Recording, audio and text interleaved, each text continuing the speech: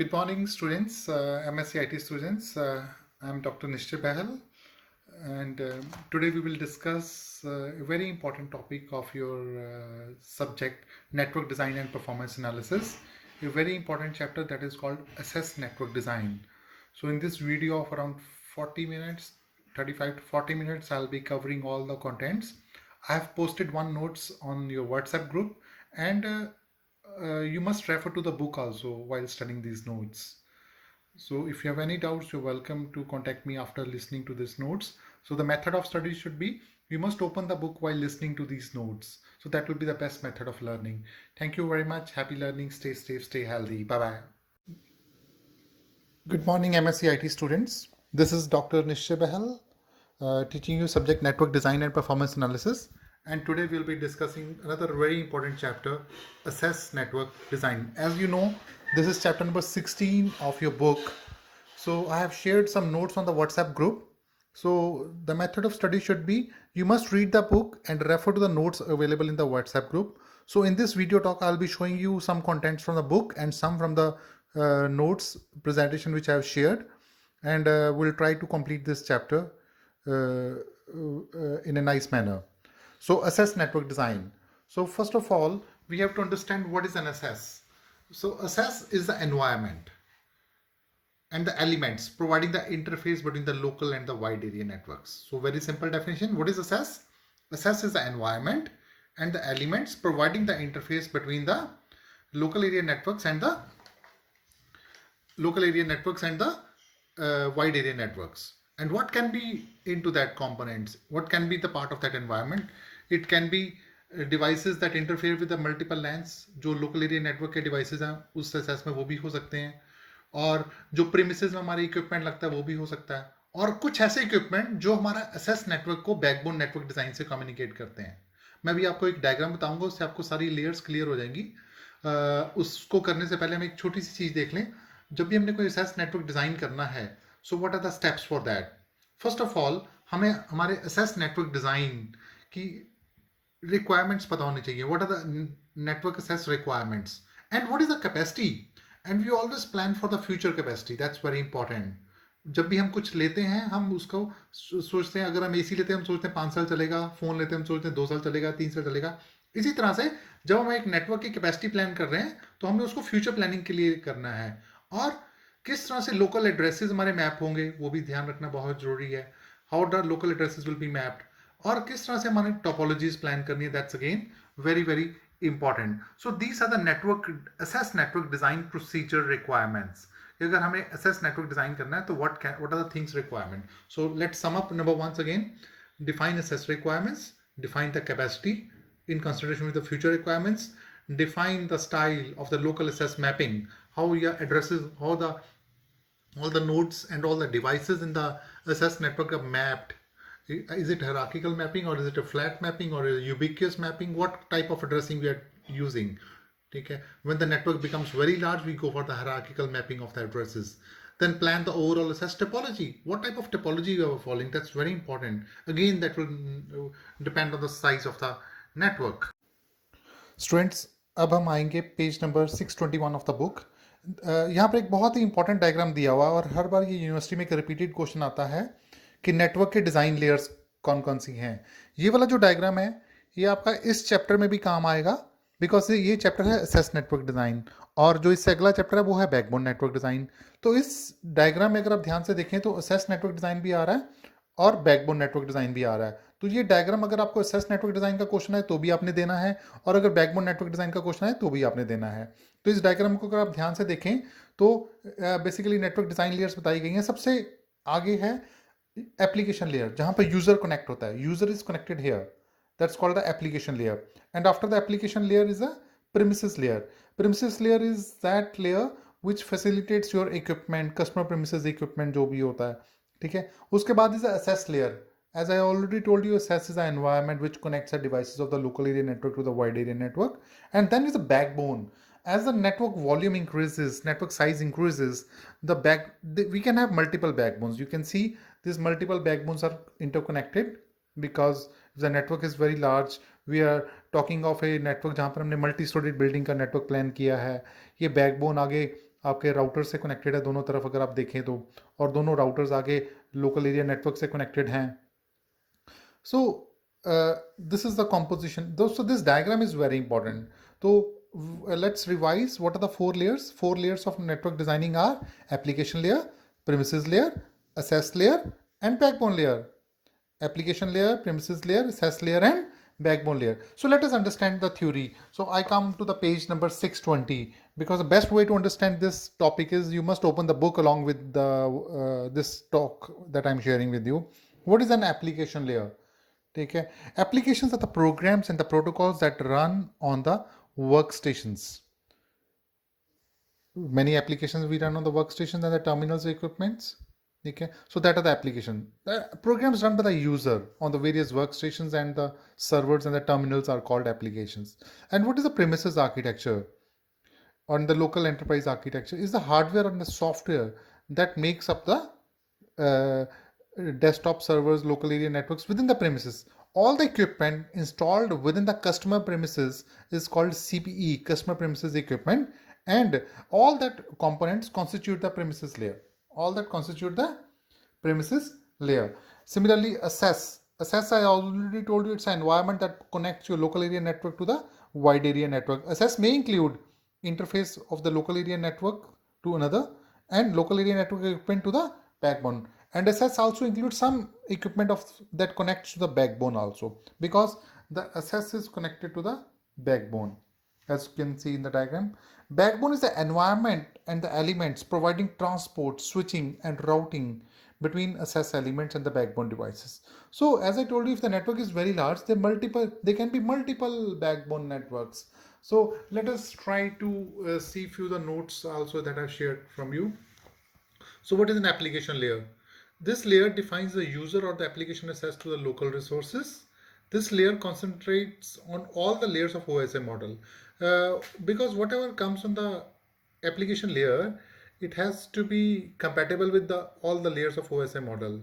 Okay, and this area provides the greatest diversity of interfaces, because application layer all types of interfaces it should support, because if you are designing a very large network which may consist of LANs and WAN, then we always talk of diversity in protocols, diversity in architecture, diversity in technology, diversity in standards. Basically any network that you are designing must be compatible with all the networks available in the market, all the devices. You can't say कि यार मेरे network में ये वाला device नहीं चलता, मेरे network में ये वाला device नहीं चलता. You have to check the compatibility issues. ठीक है? And then your access layer design. This layer defines the user access to the backbone layer or wide area network. Typically access devices में क्या क्या आ जाता है? Routers आ जाते हैं, bridges आ जाते हैं, पीबीएक्स आ जाती हैं, स्विचेस आ जाते हैं, और कोई भी ऐसा डिवाइस, इंटरफेस, प्रोटोकॉल्स, आर्किटेक्चर्स, जो भी सब को एसएस को कनेक्टिविटी प्रोवाइड करते हैं बैकबोन से. Backbone layer design. This layer defines the backbone transport between the SS layer elements. The backbone provides a standard platform interface, protocol architecture, technology, and quality of service. Okay, so as I told you, there are four layers. So सबसे पहले हमें इस chapter में क्या करना है कि network design layers कौन कौन सी हैं, और सारी लेयर्स की आपको थ्योरी आती होनी चाहिए. तो सबसे पहली है एप्लीकेशन लेयर, जैसे मैंने आपको बताया, premises layer, access layer, and backbone layer. User application layer पे आता है. User is standing here on the application, और मैंने जैसे आपको बताया कि must support all the types of protocols, technology जो भी हमारी एंड उसके बाद we go to the premises layer, and then it's application layer, and all the data is propagated further to the internet through the backbone layer. All right, so you can see the connectivity. So this diagram is very important. तो हमने ये diagram देना है, और इसके अगले page पे हम आएंगे. We come to page number 622, जहाँ पे हम सारी लेयर्स को वन बाय वन डिफाइन करेंगे. ऑल्दो मैंने आपको सारी लेयर्स बताई दी हैं, साथ साथ में डायग्राम के साथ मैंने आपको थ्योरी बता दी थी, but we must read the points that I have highlighted here, that you must read. So what I'll do is I'll scan my book also and share with you in all PDF form, because on my book I have marked and written everything कि आपने क्या क्या read करना है. Okay, so application layer. Application layer is basically connected with the user. It's connected with the user it must support all the protocols, जैसे मैंने आपको बताया था, all the technologies, all the protocols, all the features, everything, you know. We cannot say that one device is not compatible. You have to look in for all the compatibility issues of the application layer. As the access and the backbone layers focus on transport and communication, the application layer defines what is to be transmitted and how. So this is the important question. What is to be transmitted and how? आपने क्या transmit करना है और कैसे transmit करना है, that's important issue for the what and how to transmit. That's an important issue in the application layer. Okay, so you can the objective should be to minimize the delay, to minimize the jitter, because any good network design always the objective, हमारा कोई भी network design आपने करना हो, हमेशा हमारा objective क्या कहता है कि हमने डिले को कम करना है, हमने जिटर को कम करना है, एंड ऑल दैट. ठीक है. नेक्स्ट इज प्रीमिसेस आर्किटेक्चर और local area. This layer defines the hardware and the software that makes up your desktop, servers and local area network with in the premises. जो भी customer premises equipment है ना, CPE, as I told you, CPE stands for customer premises equipment. So this layer defines all the equipment that are installed in the premises. Typical premises equipment में क्या क्या हो सकते हैं? हमारे hubs हो सकते हैं, हमारे switches हो सकते हैं, हमारे routers हो सकते हैं, ठीक है, हमारे हर तरह के इंटरफेसेस हो सकते हैं. So what is a hub? Hub you know कि हब में अगर हम एक्स अमाउंट ऑफ डाटा देते हैं और हब के अगर 4 पोर्ट्स हैं तो वो सब में x/4 x/4 x/4 डिवाइड हो जाता है. Hub is a slower device. उसके बाद जो मॉडर्न डिवाइस है आजकल हम स्विचेस यूज करते हैं. Switches are very faster as compare to, उसमें अगर हम इनपुट x देते हैं तो सभी पोर्ट्स पे आउटपुट x आ जाती है. Alright, so switch is a much faster. Switches भी कई तरह के होते हैं. एक होते हैं मैनेज स्विच और एक होते हैं unmanaged switch. Okay, manage switches वो होते हैं जिसमें सॉफ्टवेयर होती हैं. Looking at your sitting at your console, आप देख सकते हैं कि कौन सा यूजर किस तरह से डिलेज को हैंडल कर रहा है, किस तरह से ट्रांसमिशन कर रहा है, क्या डाटा वॉल्यूम्स हैं, क्या ट्रैफिक करेक्टरिस्टिक्स हैं. और जो मैनेज होती हैं उसमें सॉफ्टवेयर सपोर्ट नहीं होती. ठीक है. सो राउटर्स क्या होते हैं, which follow some routing protocol. There are multiple routing protocols available. Dijkstra that will go some shortest path first. Based on that, they do the routing. All these equipments are the part of the your premises architecture or the local enterprise architecture. That's the second name, premises architecture or local enterprise architecture layer. So this is a hub, this is a switch, this is a router, this is a bridge. What is a bridge? Bridge is a device that connects two LANs. Okay, so that's called a bridge. So next is access layer. This layer defines the premises access or the interface to the backbone layers. As I already told you, access is mainly responsible for providing access to the backbone, because if in the diagram you see, access just comes before the backbone. So access, because basically we can say access is an interface between the premises and the backbone layer. आप ऐसे भी definition बना सकते हो. ठीक है. Access layer is a backbone between the premises layer and the access layer is the interface between the premises layer and the backbone layer. It takes the data from the premises layer, give it to the backbone layer, and whatever comes from the backbone, it passes further. Okay, so access layer is basically the interface between the premises layer and the, because from the diagram it becomes more simpler. Access layer is the interface between the premises layer and the backbone layer. You can see. So what can be the typical access devices? We can have layer 2 switches, because आपको पता है जो layer 2 होती है वो data link layer होती है और जो लेयर 3 होती है वो नेटवर्क लेयर होती है. तो अलग तरह के स्विचेस हम लेयर 2 पे लगाते हैं, अलग तरह के स्विचेस हम लेयर 3 पे लगाते हैं. ठीक है. So all that contribute to the. So next is backbone layer. Backbone layer may be implemented in the form of network cloud. We may use fiber optic there. We may use high speed network, because अगर आपकी 100 story building है जिसका आपने network plan किया है, after all हर layer पे एक SS network होगा, हर लेयर पे एप्लीकेशन लेयर्स भी होंगी हर फ्लोर पे, और जितने भी 100 फ्लोर्स हैं सबका डाटा निकल के फाइनली आना तो कहाँ पर है, आना तो वो डाटा सारा एसएस लेयर पे ही है. ठीक है. और सॉरी बैकबोन लेयर पे ही है. और जो बैकबोन लेयर है it has to be implemented with a high speed networks, may be fiber optic और some other equipment. So this layer defines the backbone, transport, switching, routing between the access layer and the other parts of the network. So it has to be very high speed and there must be some backup plan also. For example, अगर आपके पास एक ही backbone है और आपकी backbone वो खराब होगी तो आप उसके बाद क्या करोगे. Okay. So okay students, next topic is named as B, as I have written in the book, that is access layer design. So in the previous talk we have seen what is assess what is SS layer and what are the different layers of a network design. Now we are going to see what are the components of SS layer design. So there are 5 components of SS layer design. Number 1, physical connectivity, protocols, switching versus routing, fixed versus uh, mobile versus SOHO. SOHO stands for simple office, home office, and quality of service. So these are the 5 parameters which we will be discussing in this topic. So I'll be coming to these topics one by one. The first one is physical connectivity. By physical connectivity means how we are connected, the different nodes and different switches, routers, hubs. किस तरह से हम उनको interconnect करते हैं. Interconnection में आपको पता है सबसे इंपॉर्टेंट जो रोल आता है वो ट्रांसमिशन मीडिया का आता है.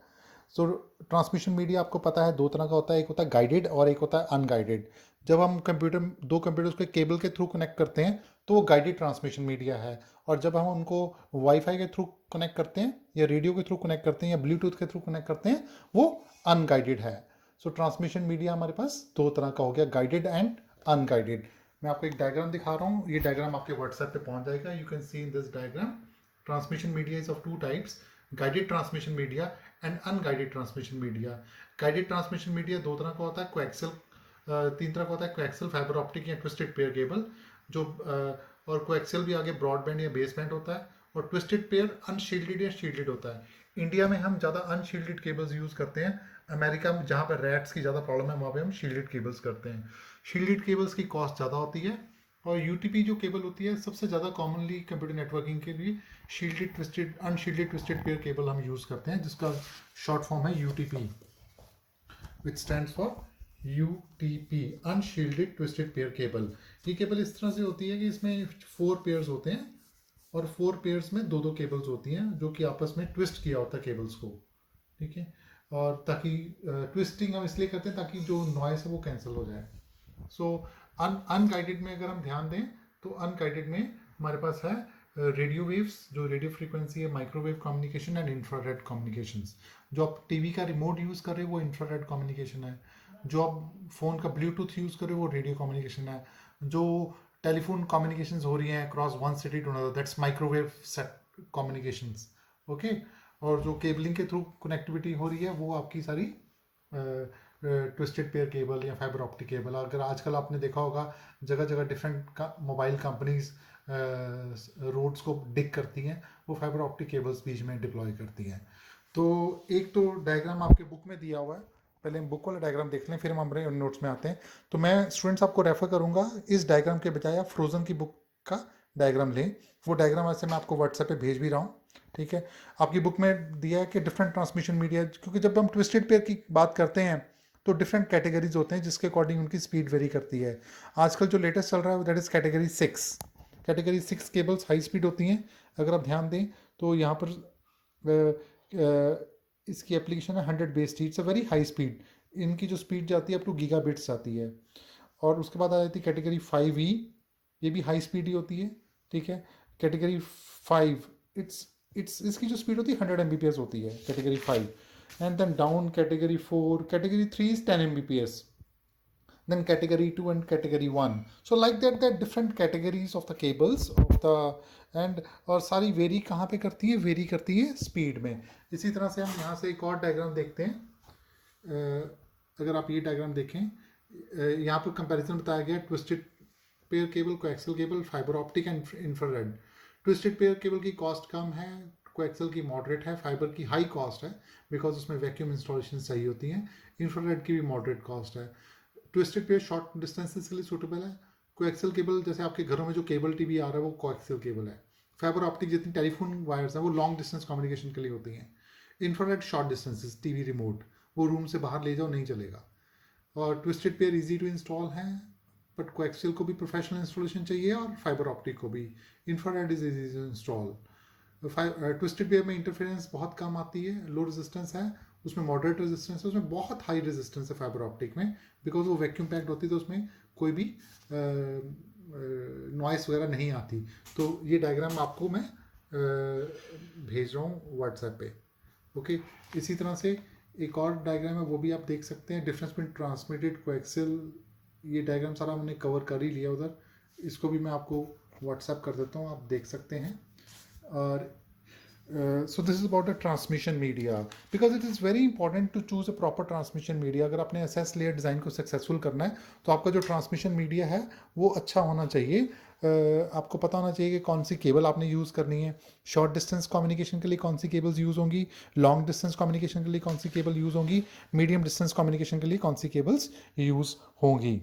ओके, फॉर एग्जांपल अगर हम बहुत ही मोबाइल टू मोबाइल कम्युनिकेशन करनी है तो हम ब्लूटूथ यूज़ करते हैं. आप सबको पता होगा एक ब्लूटूथ में हम कितने कंप्यूटर्स कनेक्ट कर सकते हैं, 8 डिवाइसेस 8. और अगर दो ब्लूटूथ को हम कनेक्ट कर दें तो हम 8 से ज़्यादा नेटवर्क्स कनेक्ट कर सकते हैं. And collection of 8 computers into 8 devices into one Bluetooth network is called a piconet, and collection of piconets is called a scatternet. That is another type of network. और आपको पता होगा वाईफाई कम्युनिकेशंस भी आजकल हम यूज़ करते हैं, 802.11a, b, g, n. आपको पता है ये स्टैंडर्ड्स हैं. ठीक है, तो this is about the first point. तो मैं ये पॉइंट वाइज साथ में आपको कोरिलेट कर रहा हूँ. ये हमारा पॉइंट फर्स्ट हमने कवर अप कर लिया. ये हमारा टॉपिक ए है. इससे पहले हमने टॉपिक बी कवर किया था बुक का. कवर टॉपिक ए था नेटवर्क डिज़ाइन लेयर्स. उसमें मैंने आपको ये डायग्राम बताया और वो 4 लेयर्स की डिटेल्स बताई हैं सारी. अब हमारा टॉपिक नंबर बी चल रहा है. B is access layer design, और ये इसके अंदर अपने 5 पॉइंट्स हैं, 1 2 3 4 and 5. Point number 1 physical connectivity हमने कर लिया. Second point is about protocols. See protocols बच्चों क्या होता है कि जो भी एसएस नेटवर्क हम डिज़ाइन करें, क्या वो सभी प्रोटोकॉल्स को सपोर्ट करे, कुछ प्रोटोकॉल्स को सपोर्ट करे? Ideally it should support all the protocols. That's very important. वो सभी प्रोटोकॉल की सपोर्ट उसको करनी चाहिए. So over network design must support all the protocols. It must have a heterogeneous protocol support. Okay, because अगर homogeneous protocols होंगे या homogeneous और हेट्रोजीनियस नेटवर्क्स होते हैं, उसी तरह से प्रोटोकॉल्स भी होमोजीनियस. और बेसिकली जो भी नेटवर्क हम डिज़ाइन करें वो हर तरह की इंटर नेटवर्किंग सपोर्ट करे, हर तरह का मल्टीपल आर्किटेक्चर सपोर्ट करे, हर तरह के मल्टी प्रोटोकॉल सपोर्ट करे. जितने भी प्रॉपराइटरी सॉफ्टवेयर्स हैं, कस्टमाइज सॉफ्टवेयर्स हैं, प्रोटोकॉल्स हैं, सिंटैक्स है, सिमेंटिक्स हैं, टाइमिंग्स हैं, इंटरफेसेस हैं, जिस तरह की भी इंटर नेटवर्किंग रिक्वायरमेंट्स होती हैं उन सबको वो सपोर्ट करे. तो हमारा ऑब्जेक्टिव क्या होना चाहिए कि हमारा जिटर कम हो, हमारा डिले कम हो, हमारी एंड टू एंड लेटेंसी कम हो, हमारा एरर कंट्रोल ज़्यादा अच्छा हो, हमारा फ्लो कंट्रोल ज़्यादा अच्छा हो. तो फ्लो कंट्रोल और एरर कंट्रोल ये दोनों टर्म्स हैं, और ये इन दोनों टर्म्स को हम डाटा लिंक लेयर पे हैंडल करते हैं, DLL. आपको पता है flow control, error control means अगर कहीं पर एरर आ जाए तो हमें इसको रीट्रांसमिट करना है, या पूरा रीट्रांसमिट करना है, या पार्शली रीट्रांसमिट करना है. और फ्लो कंट्रोल होता है कई बार हमारे पास सेंडर बहुत फास्ट होता है या रिसीवर बहुत स्लो होता है. ये जो मैंने पॉइंट्स लिखे हैं, ये पॉइंट्स आपकी बुक में ये समरी ऑफ सब पॉइंट्स हैं. तो इस तरह से हम प्रोटोकॉल्स को सपोर्ट कर सकते हैं. फ्लो कंट्रोल मीन्स अगर सेंडर फास्ट है, रिसीवर स्लो है, या सेंडर स्लो है और रिसीवर फास्ट है, बोथ वेज, तो we need to have a trade off between the sender speed and the receiver speed. Okay, so this is point number 2. ये point number 2 भी हमने cover up कर लिया. मैंने आपको बताया था एसएस लेयर डिज़ाइन में 5 पॉइंट्स हैं. फिजिकल कनेक्टिविटी में हमने सारे ट्रांसमिशन मीडियाज बताने हैं. नंबर 2 इज़ प्रोटोकॉल, वो हम कर चुके हैं. Number 3 is switching versus routing. In switching versus routing ये भी मैं आपको डिफरेंस दे रहा हूँ यहाँ से. ठीक है, स्विचेस वर्सेस राउटिंग में ये डिफरेंस आपको आपके व्हाट्सएप ग्रुप में आ रहा है. This is the difference. Basically जो राउटर होता है, router is used to connect computers belonging to one network with the computers belonging to another network. Switch एक ही नेटवर्क के मल्टीपल कंप्यूटर्स को कनेक्ट करता है. जो स्विच होता है वो एक ही नेटवर्क के मल्टीपल कंप्यूटर्स को कनेक्ट करता है. राउटर डिफरेंट नेटवर्क्स के डिफरेंट कंप्यूटर्स को कनेक्ट करता है. जो राउटर है वो लेयर 3 पे ऑपरेट करता है, स्विच लेयर 3 पे भी 2 पे ऑपरेट करता है. राउटर्स ज़्यादा सोफिस्टिकेटेड और इंटेलिजेंट होते हैं. Switches are less sophisticated and intelligent, although आजकल मैनेज स्विचेस आ गए हैं मार्केट में. Router works on the principle of IP addressing. Switch में मैक एड्रेस होता है. राउटर में इनबिल्ट हार्डवेयर होती है जो कि राउटिंग एल्गोरिथम डिसाइड करती है कि आपका पैकेट ए से बी में कौन से पाथ पे जाएगा. शॉर्टेस्ट पाथ एल्गोरिथम यूज़ होगा, हॉट पोटैटो एल्गोरिथम यूज़ होगा, डिजिक्स्ट्राज एल्गोरिथम यूज़ होगा. स्विच सिर्फ स्विचिंग करता है, वो राउटिंग नहीं करता. ठीक है, राउटर्स का इनबिल्ट ऑपरेटिंग सिस्टम्स भी होता है ताकि वो अपने टेबल्स को कॉन्फ़िगर कर पाएँ. ठीक है, राउटर स्विचेस को ऐसी कोई अपनी प्री कॉन्फ़िगरेशन नहीं चाहिए होती, जबकि राउटर्स को अपनी प्री कॉन्फ़िगरेशन चाहिए होती है. So that's point number 3. ये डिफरेंस मैंने को करवाने का पर्पज़ भी ये था, आपको पता चल पाए स्विचिंग और राउटिंग में फ़र्क क्या है. तो स्विचिंग बेसिकली आपकी जो कोलिजन डोमेन्स हैं उनको अलग अलग करती है स्विचिंग, ताकि आपके जो पैकेट्स हैं वो आपस में कोलाइड ना कर पाएँ, ठीक है। और राउटिंग दो तरह की होती है, स्टैटिक राउटिंग और डायनेमिक राउटिंग। स्टैटिक राउटिंग वो होती है जिसमें हम राउटिंग एल्गोरिथम जो भी पाथ है वो पहले डिटर्मिन करते हैं, डायनेमिक में हम ऑन द स्पॉट करते हैं। और एक हाइब्रिड राउटिंग भी होती है जिसमें हम मिक्सचर ऑफ यूज़ करते हैं, स्टैटिक और हाइब्रिड, ठीक है। डायनेमिक होस्ट कम्युनिकेशन प्रोटोकॉल आपने सुना होगा एक नाम, ये बहुत ज़्यादा यूज़ होता है ताकि ये आईपी एड्रेस आपको डायनेमिकली देता है, ठीक है। So this is about switching and routing, and that fourth point in this is quality of service. So this is point number 4। 3 points हम कवर अप कर चुके हैं, physical connectivity, protocol, switching versus routing. Next point is quality of service.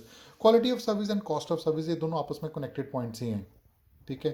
तो सबसे important है कि जब भी आपने कोई क्वालिटी की बात करनी है तो आपको अपने ट्रैफिक को प्रायोरिटाइज करने की ज़रूरत है कि हमारा जो ट्रैफिक आ रहा है, आर वी प्रायोरिटाइजिंग इट, ठीक है। So setting up the traffic priority is very important, because अगर फॉर एग्जाम्पल अगर कहीं पर प्राइम मिनिस्टर की कॉल आ रही है तो हम कॉल वेटिंग थोड़ी शो करेंगे, हमें उसको प्रायोरिटी शो करनी पड़ेगी। आपने देखा होगा कोई वीआईपी लोग जब निकलते हैं सभी व्हीकल्स को ब्लॉक क्यों कर देते हैं, बिकॉज उनके व्हीकल की जो प्रायोरिटी है वो ज़्यादा है, ओके। सो हम यहाँ पर एक डायग्राम देख रहे हैं, page number 631 of the book. 631 page पे आइए आप। यहाँ पर एक डायग्राम दिया that is called traffic priority classes. यहाँ पर बताया गया है कि ये डायग्राम ना देखने में मुश्किल लग रहा है पर बच्चों बनाना बहुत इजी है। यहाँ पर बताया गया कि एक particular type of star network है, ये एक particular type of local area network है, ये एक particular type of local area network है। और ये सब एक क्यू में कनेक्ट हो रहे हैं। ये S N S system network architecture है, ये T C P I P network है। तो मेरे कहने का मतलब कि अलग अलग प्रोटोकॉल्स हैं, that's what I mean. This is one protocol, this is another protocol, this is another protocol.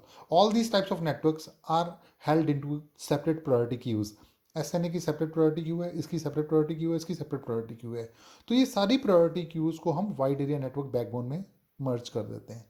तो depending on the priority, the packets are scheduled here. हमारे पास different priority algorithms आते हैं, although we will not be discussing all the details here. Prioritization can be carried through on the WAN side of the access device.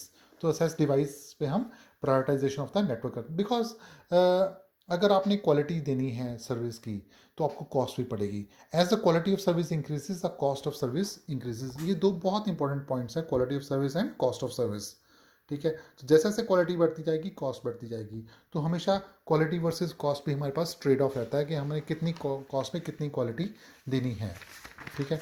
So that is about all the points, and the last point is fixed versus mobile cost. Her network की एक कुछ costing होती है जो कि एक fix cost होती है या मूवेबल कॉस्ट होती है। तो आपको डिसाइड करना है कि हमने कितना पार्ट मोबिलिटी का रखना है और कितना पार्ट फिक्स का रखना है, ठीक है। So students, next topic is assess network capacity. See, if we are able to determine the traffic and the load on the network and the various inputs to the network, various applications running on it, then it is easy to calculate the assess network capacity.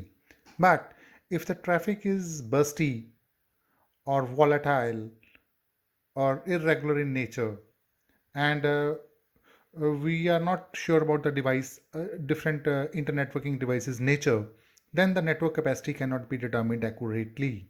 Then it can cause to network flaws and delays and jitters. So it is very important to calculate assess network capacity. So assess network capacity calculations are also there, but we will not cover that in this chapter, because in the next chapter we will be doing backbone network design. Because when we calculate the backbone network capacity, there we'll calculate the assess network capacity also. So in one numerical we'll do the both the calculation. So I will request you all to cover this topic in the next chapter. There will be also calculating assess network capacity as well as backbone network capacity. So with this little theory, I go to the next topic of the chapter. That's topic number D. So C is assess network capacity and D is network topologies. See, topology is the arrangement of the nodes in a given network. While receiving options, while designing the topology, following parameters must be taken care: the scalability and the flexibility. Every network must be scalable and flexible. It must be reliable and available.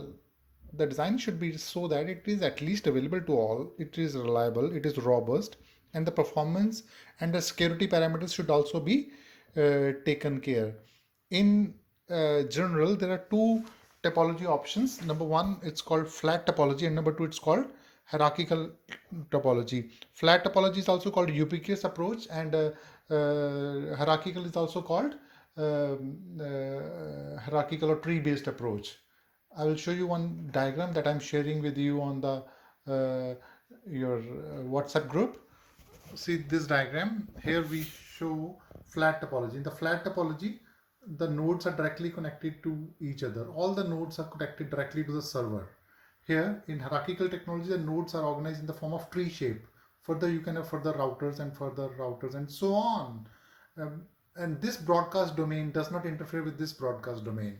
Here there's a different traffic, here there's a different traffic, here there's a different traffic, here there's a different traffic. But here the broadcast domains do interfere, the traffics do interfere. Here there's no interference. So there are less chances of collisions in the case of hierarchical topologies, while there are more chances of collisions in the case of flat topologies. So in your book also two diagrams are given that you must see. These diagrams seems to be difficult, but they're very easy to draw. So this is a ubiquitous access. In a ubiquitous access, every node is directly accessible here.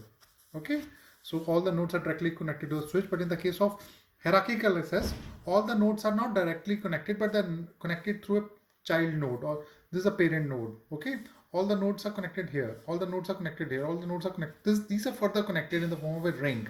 So these two diagrams are very important because there could be a question difference between hierarchical and the ubiquitous access. So we go to the next page.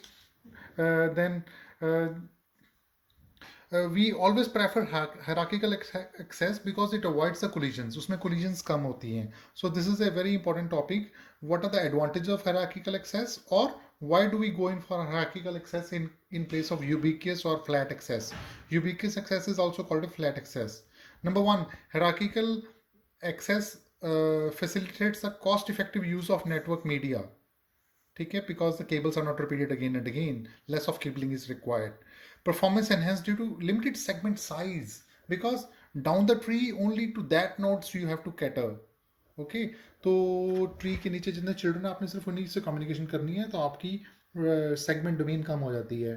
Protection from domain broadcast. अगर आपका broadcast storms नहीं आती, तूफान नहीं आते एकदम, ये नहीं कि ब्रॉडकास्ट मैसेज सबको आ गया, आपकी डोमेन ब्रॉडकास्ट सेगमेंट को ही आएगा. हराकीकल एड्रेसिंग स्कीम. अगर आपके घर का एड्रेस है 223/this/this, it is more easy to understand instead of flat accesses.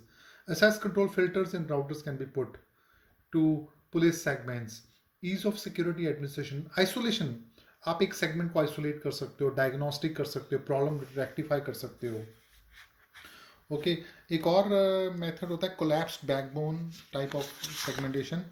Collapsed backbone, ये विदाउट बैकबोन है और ये विद बैकबोन है. इन दोनों डायग्राम्स को आपको जरूरी नहीं कि इतने नोट्स के साथ ही बनाना है, आप 2-3 नोट्स के साथ भी बना सकते हो. अगर इन दोनों डायग्राम्स में डिफरेंस देखें, यहाँ पर सबकी डोमेन सेपरेट है. Okay, so these are not interconnected. Here these are connected to separate domain, these are connected to separate domain, these are separate, and all these domains are connected to local LAN switch. So वो जो broadcast segment है वो थोड़ी सी कम हो जाती है, और ये आफ्टर कोलैप्सिंग है. ठीक है, you can see this diagram. ये बहुत ज़्यादा मैं डिटेल में नहीं करना, ठीक है, बिकॉज हमारे सिलेबस में लिखा नहीं हो, बट ऑल द बुक में है, इसलिए हमने कवर अप कर लिया. And then the last topic, that is topic number E, completing the SS network design. So no design is ever completed unless until you don't have the number one point, application and protocol intelligence verification.